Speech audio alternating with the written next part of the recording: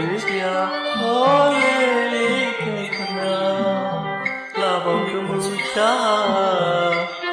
နုတာဝေဝါဒီမူတွေ့ပြပြုံးတုံးလဲလဲဖွဲ့ကနှွေပြန်ရင်လဲသူဟန်တကယ်ချစ်စရာ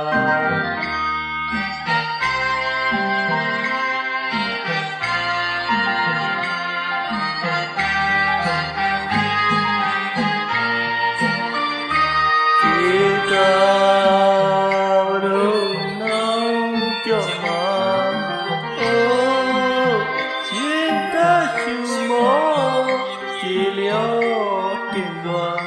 လာသွေးလွန်တီကပြုံးရောက်ပနာ